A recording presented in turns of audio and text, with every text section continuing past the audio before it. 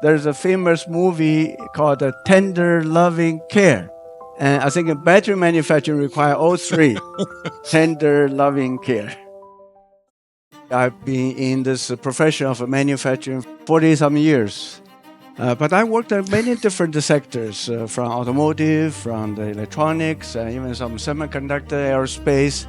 But I never run into a single product. It's so difficult to make. Battery is a product. It's highly complex. It's not only electrochemistry. It involves the physics, material science, mechanical engineering, electrical engineering, fluid, thermal, all kinds of discipline. And so we have to care about the safety, the consistency, and of course, the performance and the service life.